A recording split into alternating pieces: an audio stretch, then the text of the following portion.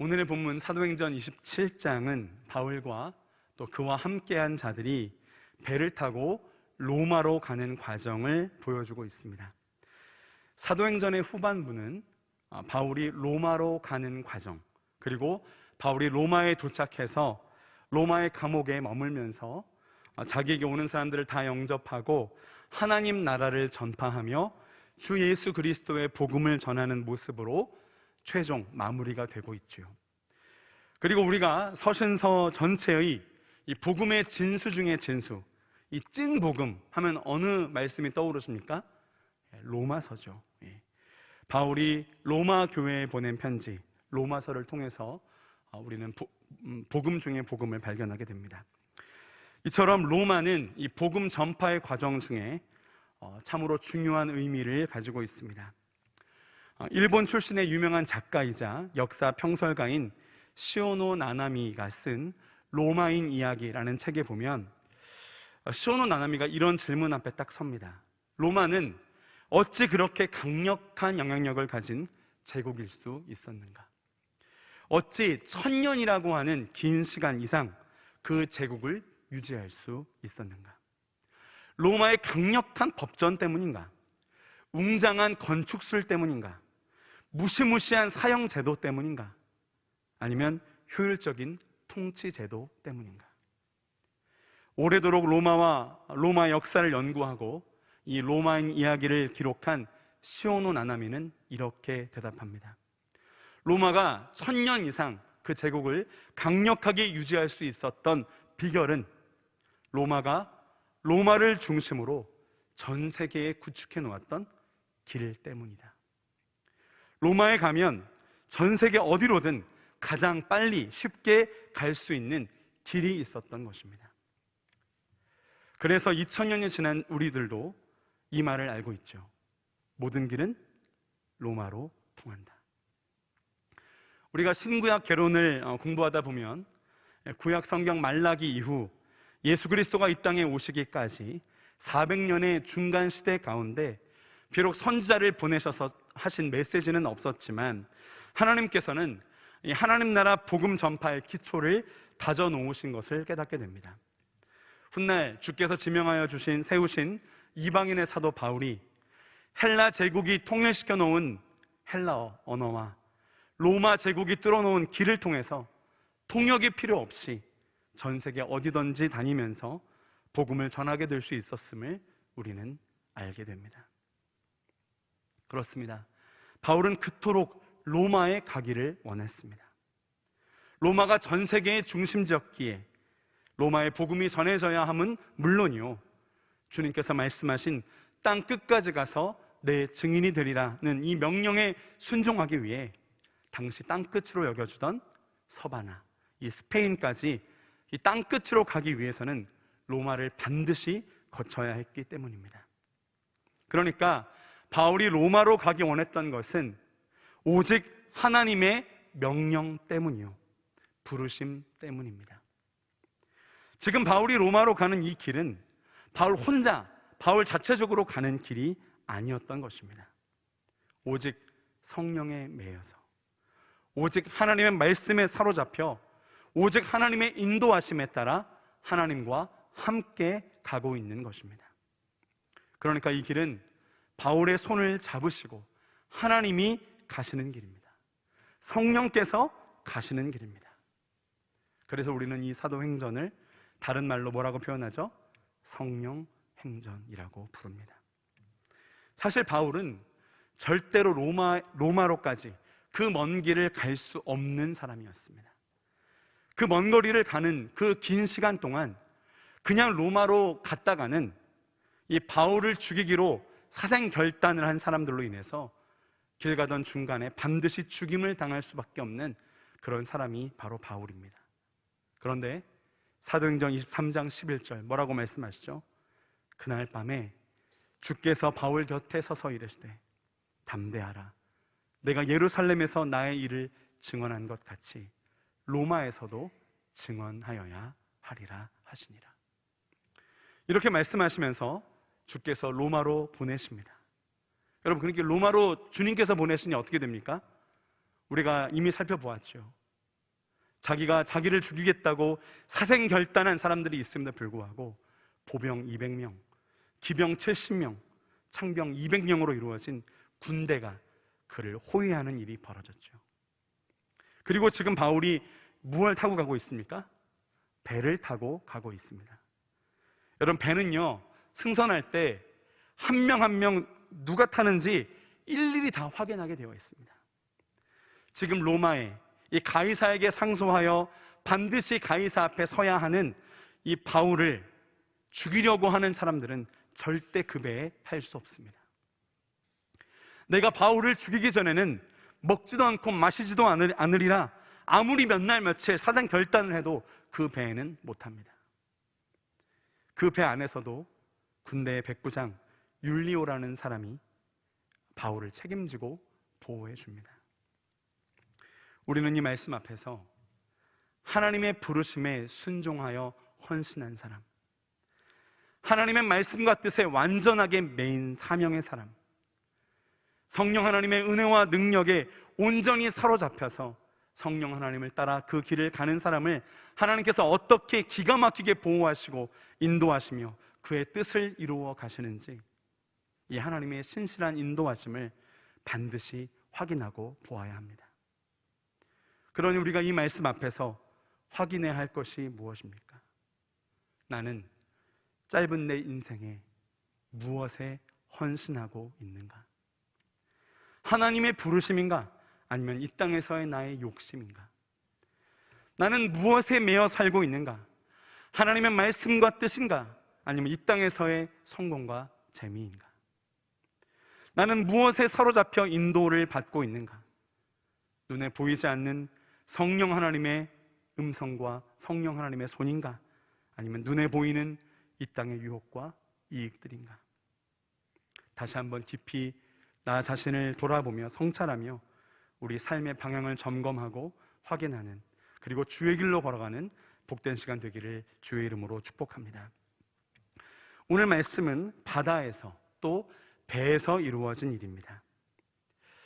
그냥 혼자 제가 생각하면서요, 제가 젊은 시절 또 해군 수병으로 근무한 해군 수병 출신인데, 배를 좀 타보았던 저에게 이 본문의 설교를 맡기신 게 아닌가, 그런 생각을 한번 해보기도 했습니다. 오늘 우리가 읽은 27절부터 44절까지의 말씀은 바울이 타고 있는 이 배가 난파되는 장면을 기록하고 있는데요, 여기에 오기까지 이 배의 상황은 엄청난 위기를 지나왔습니다. 출항한 지 얼마 안 돼서 유라굴로라고 하는 광풍을 만나서 가지고 있던 짐을 바다에 다 버릴 수밖에 없었고, 심지어 배의 기구들도 자기 손으로 다 내버릴 수밖에 없었던 상황. 사공들이 사람들 몰래 도망하려 하는 위기도 있었고, 또 배가 파괴될 위험에 처하자 군인들이 도망갈 위험이 있으니까 죄수를 다 죽이자라고 했던 위기도 있었습니다. 만약에 군인들이 죄인을 죽였다면 바울도 그때 죽어야 했겠죠. 그러나 오늘 이 본문의 마지막 절 말씀 한번 보십시오. 44절인데요, 44절 말씀 마지막에 보니까 마침내 사람들이 다 상륙하여 구조되니라. 단 한 명도 생명을 잃지 않고 다 구원을 받게 되었습니다. 바다 한가운데서도, 그렇게 심각한 폭풍 가운데서도, 배가 완전히 깨지는 위기 가운데서도 여러분, 이들은 어떻게 되었습니까? 그들이 몇 명이었습니까? 37절에 보니까 배에 타고 있던 사람들이 전부 276명이라고 했는데, 이 276명 모두가 구원을 받을 수 있었던 이유, 여러분 무엇이었겠습니까? 사람들이 배를 잘 운영해서 그렇습니까? 위기 대처를 잘해서 그렇습니까? 이미 짐을 다 버렸기 때문에 배가 어느 정도 가벼웠기 때문입니까? 여러분, 바울에게 이미 말씀하셨던 하나님의 말씀을 먼저 확인하고 싶습니다. 이 앞에 있는 본문 말씀, 사도행전 27장 22절의 말씀을 보면 이렇게 바울이 말합니다. 내가 너희를 권하노니 이제는 안심하라. 너희 중 아무도 생명에는 아무런 손상이 없겠고 오직 배뿐이리라. 바울의 어조를 보셔야 됩니다. 너희 중 아무도 생명에는 아무런 손상이 없을 것이다. 여러분, 바울이 이렇게 담대히 말할 수 있었던 이 담력이 여러분 어디에서 나왔습니까? 그 바로 뒤에 나오죠. 23절과 24절의 말씀, 우리 같이 한번 읽어볼까요? 23절과 24절 같이 읽어보겠습니다. 시작. 내가 속한 바 곧 내가 섬기는 하나님의 사자가 어젯밤에 내 곁에 서서 말하되, 바울아 두려워하지 말라. 내가 가이사 앞에 서야 하겠고 또 하나님께서 너와 함께 항해하는 자를 다 내게 주셨다 하였으니. 바울아 두려워하지 말아라. 내가 가이사 앞에 서야 하겠고 또 하나님께서 너와 함께 항해하는 자를 다 내게 주셨다고 하나님께서 말씀하셨다. 그것이 하나님의 말씀입니다. 여러분, 하나님께서 그렇게 말씀하셨어요. 하나님께서 말씀하셨으니 그 다음에 바울이 뭐라고 말합니까?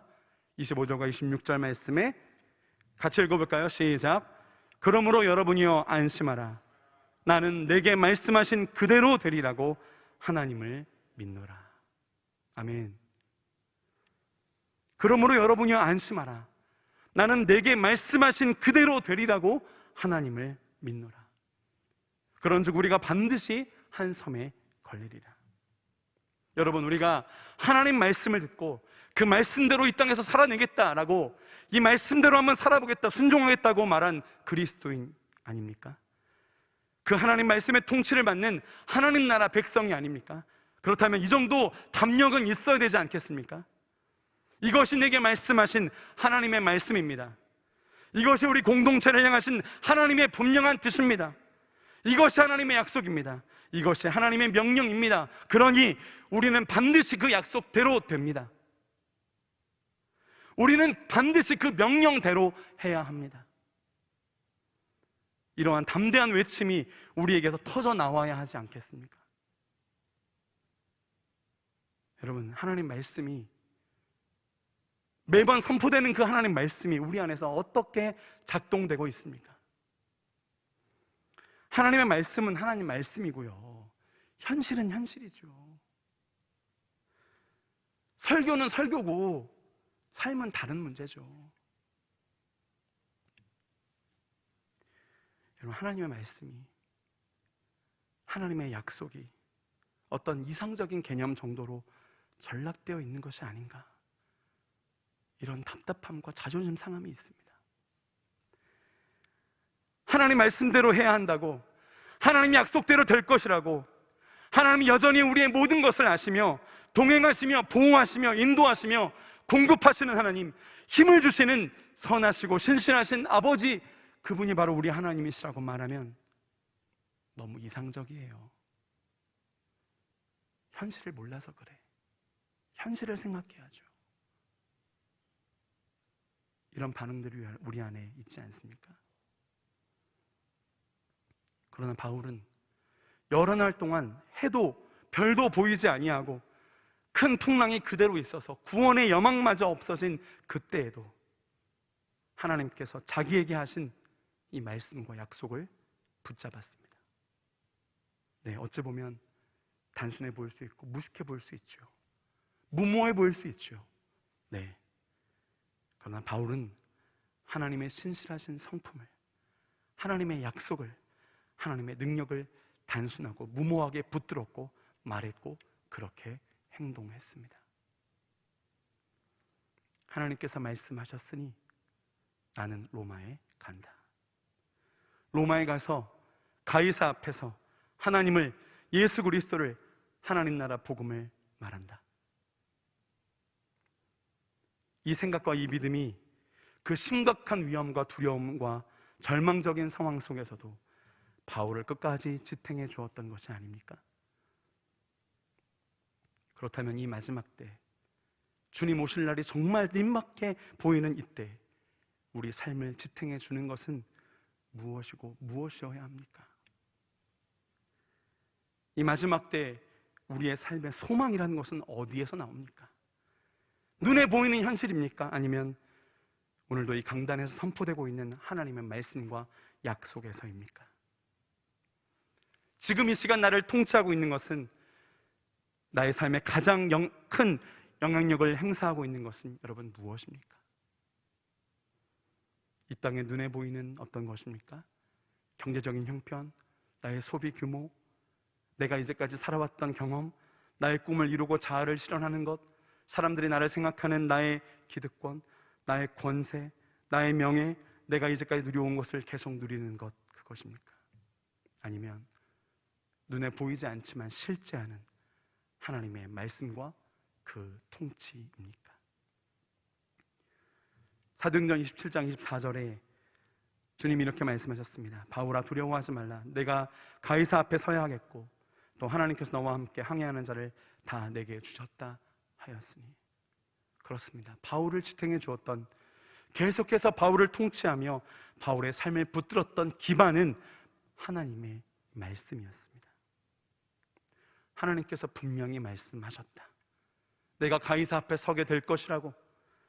복음으로 이 모든 이의 생명을 구원하기 위해 로마로 가고 있는 나, 이러한 나와 함께 가고 있는 그 사람들, 생명을 구원하고자 하는 내 옆에 있는 사람들이 생명을 잃는 것은 말이 안 되지. 그러니 여러분 모두 안심하십시오. 단 한 명도 생명에 지장이 없을 것입니다. 나는 나에게 이렇게 말씀하신 하나님을 분명히 믿습니다. 하나님의 약속대로 됩니다. 하나님 명령대로 순종하면 됩니다. 이 하나님의 말씀을 향한 이 단순하고 이 현실적인 믿음이 오늘 이 자리에 있는 우리 모두의 믿음이 되기를 마음 다해 축복합니다. 아멘. 아멘. 오늘 본문의 말씀은 열 나흘째 되던 밤에로 시작됩니다. 열 나흘째 되는 날이란 사도행전 27장 13절에 보면 본래 항해하기 위험한 절기였으나 이익을 얻어야 된다. 우리 지난주에 김영진 목사님 설교에서 말씀하셨지만 내가 당장 이익을 얻어야 된다는 그 이익에 눈이 멀어서 하나님 사람의 말을 듣지 않고 출항한 항구 미양을 출발한 지 14일이 되었다는 뜻입니다. 처음 미양을 출발한 때는 남풍이 순하게 불었죠. 그렇지만 곧 얼마 안 돼요. 유라굴로 엄청난 태풍을 만나서 엄청난 고생을 하게 됩니다. 결국에는 가지고 있던, 이걸 팔아서 이익을 얻을 예정이었던 그 물건들을 바다에 다 풀어버리고 배의 기구까지 자기 손으로 내어버리게 되었습니다. 그리고 엄청난 파도에 하루도 빠짐없이 고생을 하였을 것입니다. 여기 바다 한가운데서 광풍에 배가 흔들리면요, 정말 사람이 제정신이 아니게 됩니다. 배가 이렇게 양옆으로 흔들리는 걸 롤링이라 그러고요, 앞뒤가 이렇게 흔들리는 거를 피칭이라 그러는데, 제가 해군에 가서 훈련소를 마치고 이병으로 이제 함정 근무를 배치받고 간 배 이름이 위봉함이라는 배였는데요, 그 배에서 처음으로 큰 파도를 만났던 그때가 기억이 납니다. 이 멀미의 고통이 얼마나 심한지, 이 롤링과 피칭이 한꺼번에 오게 되면 정말 극심한 어지러움, 두통, 메스꺼움, 구토 증세, 눈이 그냥 하얗게 잘 안 보입니다. 제가 솔직하게 말씀드리면 딱 이 느낌입니다. 죽고 싶다. 내가 지금 이 바다에 빠져가지고 죽으면 내가 지금 당하는 이 고통은 더 이상 안 받게 되겠지? 그러니 죽고 싶다, 빠지고 싶다, 이런 생각이 정말 듭니다. 그래서 실제로 이 해군에 가서 첫 멀미 때 너무 괴로워서 빠져 죽는 수병들이 있다는 이야기를 그때 들었습니다. 그냥 바다 밖에서 보이는 하얗고 무서운 파도 이외에 밤하늘도 별도 아무것도 안 보입니다. 정말 그냥 이 파도를 일으키는 그 광풍이 제대로 제발 끝났으면 좋겠다라는 마음밖에 없습니다. 정말 엄청난 고생이죠. 그런 고생을 하게 되니 열 나흘 동안 음식 먹을 생각조차 못하게 되었겠죠. 출항했던 미양에서부터 28장에 드디어 도착하게 되는 이 멜리데 섬까지 거리가 약 800km 정도 되는데요, 그 먼 거리를 그렇게 고생하면서 414일을 버티며 지나오다가 드디어 그들이 이제 육지가 가까워오는 것을 짐작하게 되었죠.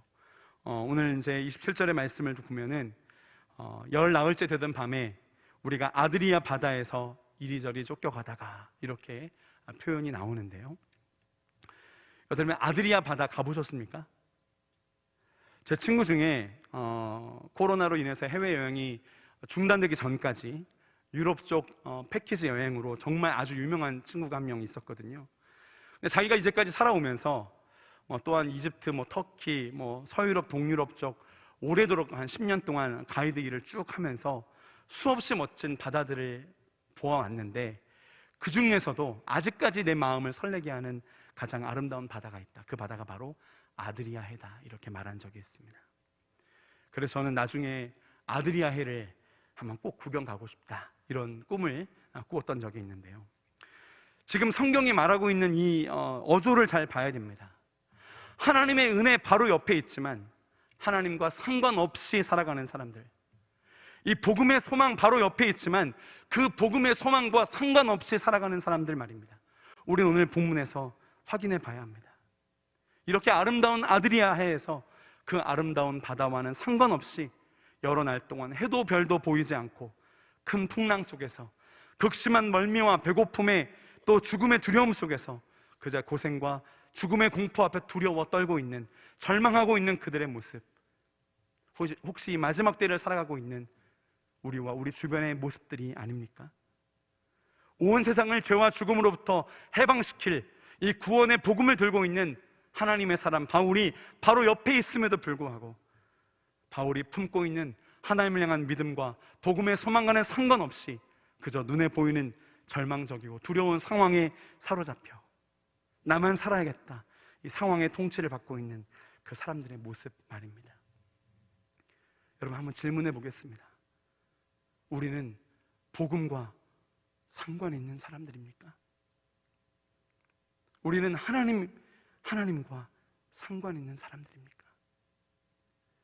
27절, 우리가 아드리아 바다에서 이리저리 쫓겨가다가, 저는 이 말씀을 보면서 우리가 아름다운 하나님의 백성, 하나님 나라의 백성이라 자처하면서도 이 땅에 눈에 보이는 것들을 따라 이리저리 쫓겨 살다가 이렇게 바꾸어 말할 수 있지 않을까, 그런 생각을 하게 되었습니다.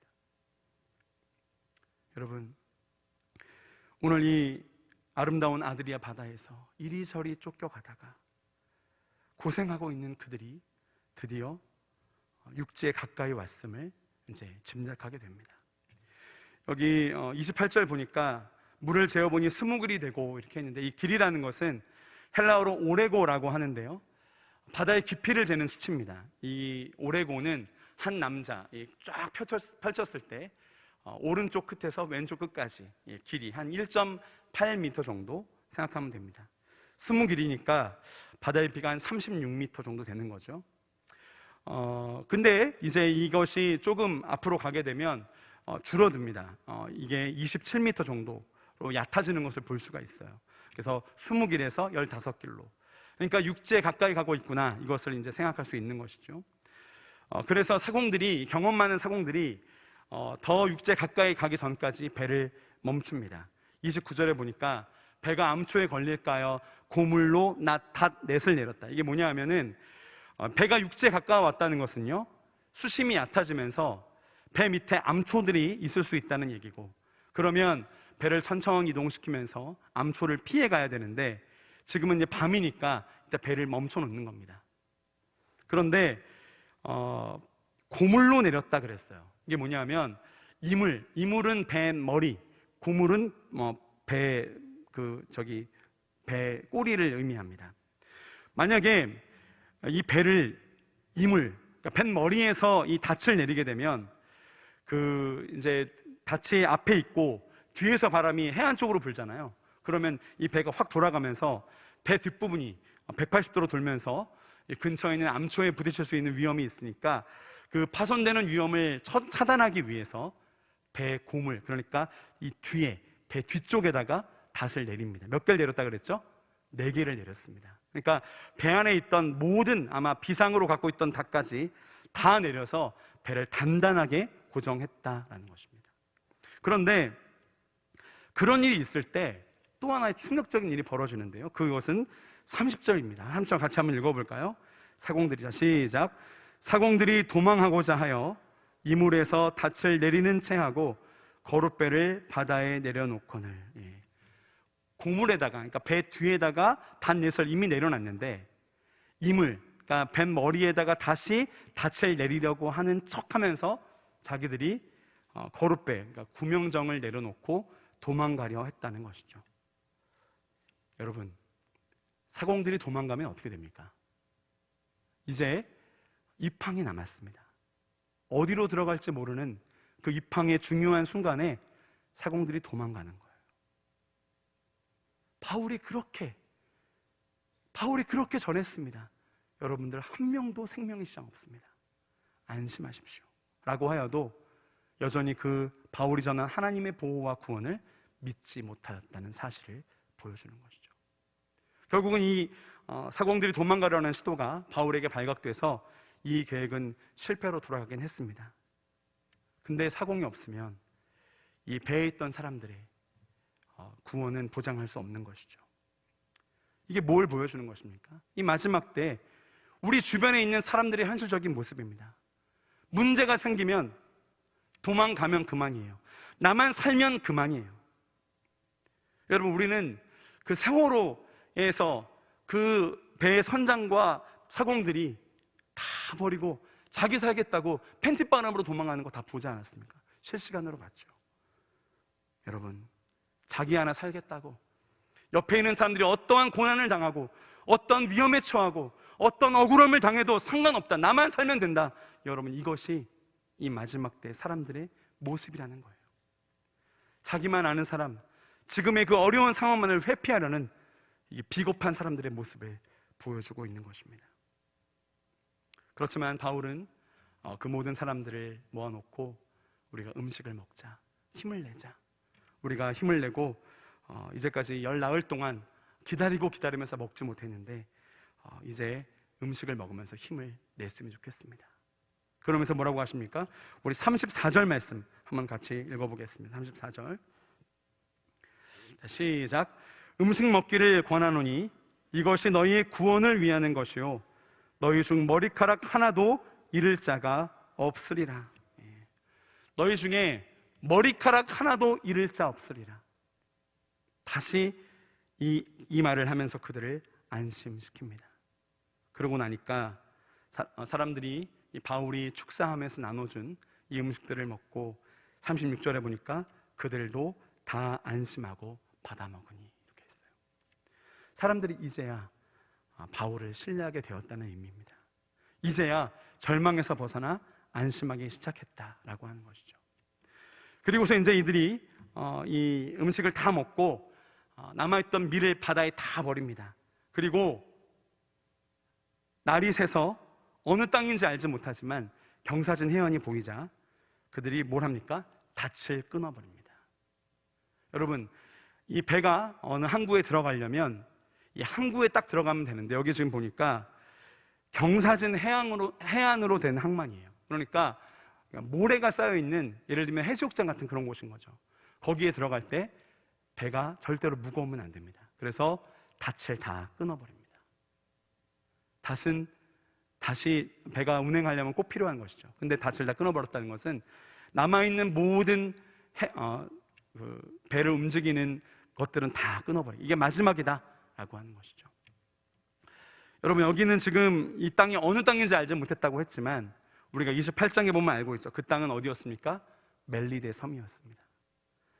이 사공들이 멜리데 섬을 모를 리가 없는데 어떻게 몰랐냐? 지금 이 앞에 보이는 그 멜리데 섬의 항구는 사공들이 멜리데 섬에 갈 때마다 들어갔던 정식 항구가 아니라 경사진 해안이다.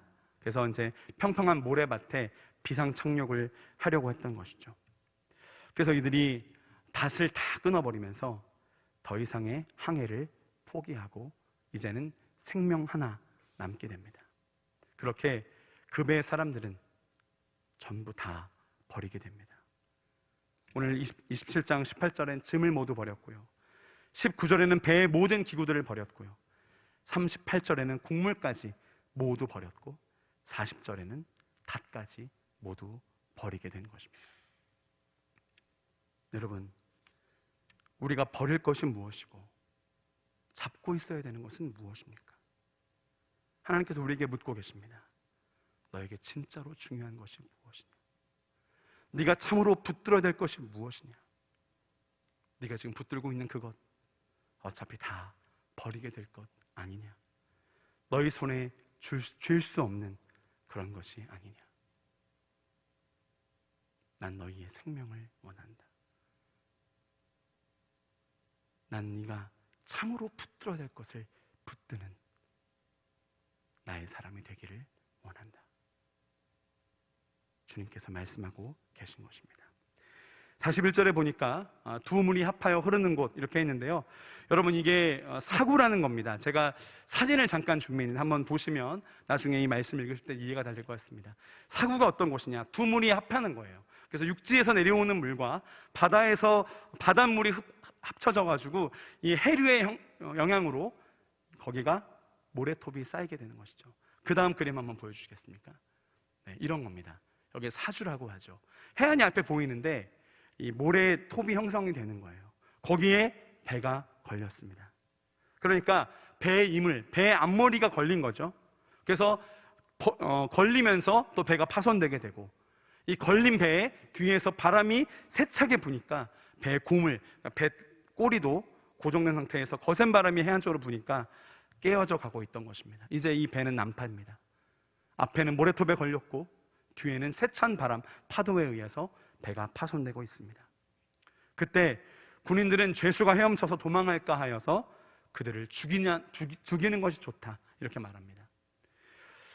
이 죄수들이 도망가게 되면 그 책임을 전부 다 이 군인들이 져야 했기 때문에 죽이는 것이 어떻게 보면 군인 입장에선 이해가 됩니다. 그러나 이 배에는 누가 타고 있습니까? 죄인이지만 하나님의 명령을 받고 하나님의 손에 이끌려서 로마로 가고 있던 이 바울이 있었죠.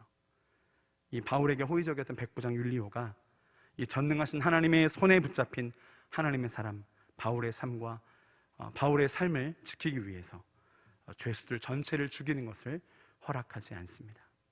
그렇게 죄수들은 바울로 인해서 모두 구원을 얻게 된 것입니다.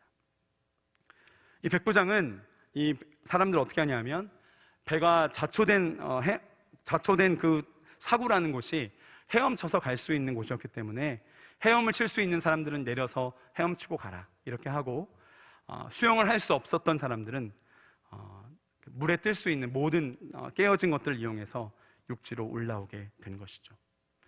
그 결과 바울의 말대로 배에 타고 있던 276명 사람 가운데 단 한 사람의 희생자도 없이 구원을 받았고, 그 밖에 모든 것은 바다에 버려졌습니다. 여러분, 이 배가 난파되는 이 마지막 때에 하나님 외에 뭐가 그렇게 소중합니까? 하나님의 말씀 외에, 하나님의 주권 외에 뭐가 그렇게 소중합니까? 하나님의 뜻이 이 땅 가운데 이루어지는 그 일 외에 우리가 붙잡고 있어야 될 것이 도대체 무엇입니까?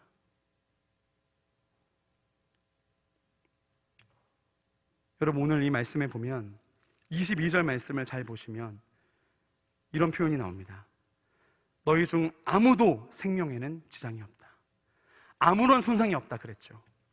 24절에도 보면은 너와 함께 항해하는 자를 다 내게 주셨다 이렇게 말씀하시고, 34절에도 보니까 머리카락 하나도 잃을 자 없을 것이다.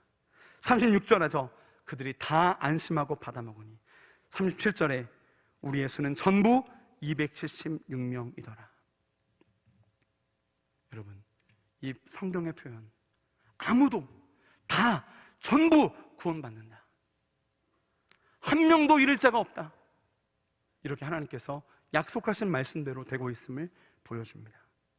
그런데 여러분, 하나님을 의지하지 않고 도대체 무엇을 우리가 믿고 살 수 있다는 말입니까? 여러분, 너희 중 머리카락 하나도 잃을 자 없으리, 이게 무슨 말입니까? 여기서 너희는 누굽니까? 너희 중 누구든지 한 명도 머리카락도 잃을 자 없을 것이다. 여기서 너희는 누구죠? 바울과 함께 한 배에 타 있는 사람입니다. 바울은 하나님의 부르심에, 하나님의 인도하심에, 하나님의 명령과 약속에 완전히 붙들려 하나님의 길을 가는 사람, 땅끝까지 가서 내 증인이 되라는 주님 말씀 그거 하나에 순종하기 위해서 단순하게 어디든 생명을 걸고 갔던 그 사람, 당시 땅끝을 여겨주던 서바나까지 꼭 가고 싶어 했던 사람, 땅끝인 서바나로 가기 위해서 반드시 가야 하는 로마, 모든 길은 로마로 통한다, 그러니 당시 전 세계 중심지인 로마로 나는 반드시 갈 것이다. 당시 자기를 죽이려고 하는 수없이 많은 사람들의 위협이 있었지만 당시 전 세계의 중심지 로마에 가서 너도 반드시 로마에 가서 가이사 앞에 서게 될 것이라는 약속을 받고 비로소 마음의 안정을 찾은 사람, 이렇게 하나님 말씀에 매여 있음이, 이렇게 성령 하나님께 사로잡혀 있음이 기쁨이었고 삶의 이유였고 소망이었던 그 사람, 오늘도 나에게 말씀하시는 하나님의 말씀을 듣고 하나님 말씀 앞에 내 삶을 조정했던 그 사람, 하나님 말씀 앞에서 내 생각과 말과 행동을 조율하고 하나님 말씀과 함께 사로잡혀 갔던 그 사람, 바울. 그 바울과 함께 한 배에 타고 있던 그 사람들은 하나님께서 말씀하시면 내가 지키리라, 내가 보호하리라. 사실 바울이 로마로 가는 이 길을 그 사람들은 보호하고 인도해주기 위한 사람들이었습니다. 그렇지만 하나님의 사람, 하나님 말씀에 매인 사명자요, 하나님 나라 복음의 증인이었던 바울로 인해서 그들이 오히려 보호와 구원을 받을 수 있었던 것입니다. 이 마지막 때에 하나님께서는 단 한 명도 잃지 않고 이 땅의 사람들을 구원하기 원하십니다. 누구를 통해서 여러분 이 일이 일어날 수 있습니까? 도망치는 비겁한 사공들이 아니라 하나님의 말씀에 매인 사람입니다. 오늘도 하나님 말씀을 듣고 단순하고 무모하게 그 말씀대로 행하는 사람입니다. 하나님 말씀과 뜻과 성령 하나님의 인도하심에 온전히 사로잡혀서 오늘도 담대하게 하나님 나라의 백성의 길을 걷는 바로 그 사람입니다. 그 사람과 함께 있을 때 머리카락 하나도 잃을 자 없으리라. 하나님의 약속이 성취될 줄 믿습니다. 오늘 하나님께서 우리에게 말씀하십니다. 하나님께서는 말씀에 매여 있는 한 사람, 성령 하나님과 함께 걷는 그 한 사람을 찾으십니다. 바로 여러분들 말입니다. 바로 광주제일교회 공동체 우리 한 명 한 명 믿음의 식구들 말입니다. 오늘도 바울과 같이 이 마지막 때에 하나님의 구원을 이루어드리는 주의 백성들 되시기를 주의 이름으로 축복합니다. 우리 함께 기도하기를 원합니다. 여러분, 바울이 하나님 말씀에 매였을 때 어떠한 어려움이 있다 할지라도 성령 하나님의 인도하심을 따라갔을 때, 그가 그것에 헌신되고 온전히 주 앞에 모든 것을 드렸을 때 하나님께서는 바울과 함께 있던 모든 자를 구원하여 주셨습니다. 오늘 이 말씀 앞에서 우리는 얼마나 하나님 말씀 앞에 단순하고 무모한 순종을 하는 자들입니까? 얼마나 단순하게 하나님 약속을 믿고 있는 자들입니까? 하나님, 다시 한번 나의 삶이 하나님 말씀 앞에 단순한 믿음으로 회복되게 하여 주시옵소서. 하나님 말씀이 들려졌을 때 그 말씀에 순종하며 그 약속을 믿고 그 말씀 앞에 담대하게 나아가는 이 바울과 같은 믿음의 사람들로 인도하여 주시옵소서. 우리 이 시간 주 앞에 기도하며 나아갑니다. 기도하겠습니다.